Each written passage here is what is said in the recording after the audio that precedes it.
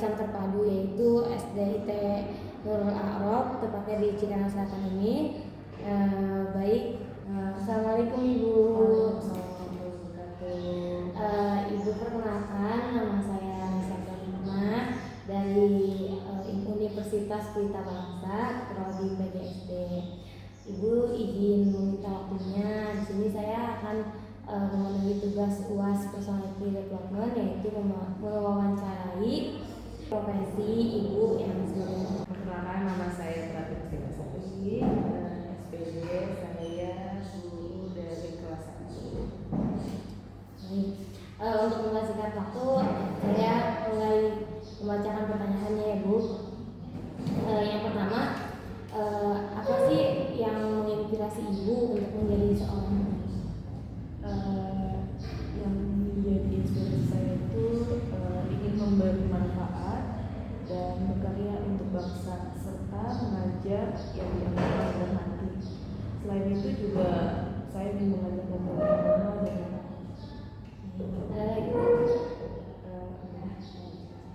Baik, untuk pertanyaan selanjutnya itu apakah ada tokoh atau pengalaman khusus yang memotivasi Ibu untuk menjadi ada kebetulan tentang saya, yaitu menjadi guru bimbel.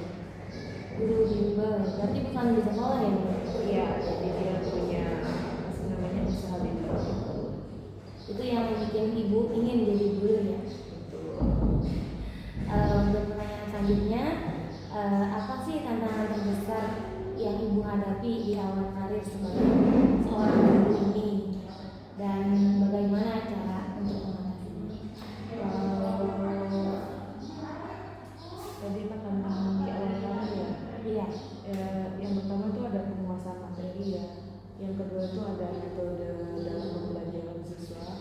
Dan biasanya secara mengatasinya itu sebagai guru pemula itu saya pastinya kan belum terbiasa ya dalam menghadapi dinamika kelas, terus berbagai macam karakter siswa, dan biasanya saya itu melakukan diskusi atau permainan agar siswa itu bisa tertarik, atau mengajak siswa menyanyi agar dia bisa menghafal kosakata seperti itu. Baik, untuk pertanyaan selanjutnya itu tentang tugas-tugas Ibu ya.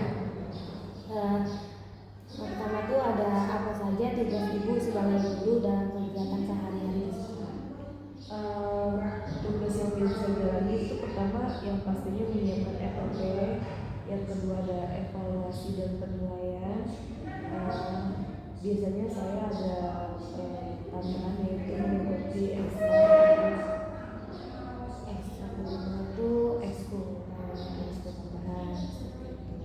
Berarti untuk siswa-siswa tertentu atau semua tuh? Biasanya ada beberapa siswa yang mengikuti ekskul tertentu. Baik, untuk selanjutnya itu bagaimana Ibu mempersiapkan materi pembelajaran setiap hari? Ya, yang pasti yang pertama itu memahami karakteristik dari siswanya ya, terus kebutuhan siswanya. Yang kedua pastinya tadi menyusun RPP, dan yang ketiga biasanya saya menyiapkan metode pembelajaran. Untuk selanjutnya, apa saja sih kegiatan yang biasa Ibu lakukan untuk di luar jam pelajaran? Biasanya saya siapkan materi atau biasanya ada koreksi nilai, terus menyusun laporan belajar, mengisi absensi, dan biasanya saya mengikuti seminar ataupun workshop yang diadakan dari sekolah. Selanjutnya itu ada pertanyaan tentang pengalaman. Untuk pengalaman itu yang pertama, apa aja nih pengalaman paling berkesan yang pernah Ibu alami selama menjadi guru? Biasanya yang dialami itu ya banyak ya Bu, mungkin dari ketulusannya, pengabdiannya, terus banyak juga guru yang hebat ya, dalam memanfaatkan fisik, waktu, dan kenyamanan pribadi untuk muridnya. Untuk selanjutnya, apakah pernah Ibu mengalami kesulitan saat mengajar? Terus juga bagaimana untuk cara mengatasinya? Kalau dalam kesulitan mengajar itu pasti ada. Biasanya sih itu hal wajar apalagi guru TK gitu kan. Biasanya saya menghadapi siswa yang berbagai macam karakter ya, mulai dari A, B, C. Selain itu juga kemampuan siswa kan juga berbagai macam ya. Cara mengatasinya biasanya saya itu belajar untuk melihat nih, berdasarkan kemampuan siswanya. Misalkan dia pembelajaran bahasa Inggris, ya mungkin saya akan mengutamakan dalam pelajaran bahasa Inggris. Berarti untuk pemahaman karakter siswa itu penting banget ya. Penting, karena itu akan membangun siswanya untuk dalam minatnya. Baik, Bu. Untuk selanjutnya tuh ada tentang harapan ya, tentang yang pertama itu ada bagaimana ibu menyesuaikan diri dengan perubahan dalam metode mengajar atau teknologi. Ya pastinya untuk penyesuaian diri itu kan tidak mudah, tetapi dengan sikap fleksibel, terbuka dan terus belajar itu akan bisa menyesuaikan dirinya, apalagi dengan teknologi perkembangan zaman sekarang ya. Juga selanjutnya tuh apa harapan ibu untuk para siswa dalam menghadapi perkembangan zaman ini? Ya kalau untuk harapan terbesarnya itu melihat siswa itu tumbuh menjadi individu yang mandiri, terampil dan beretika.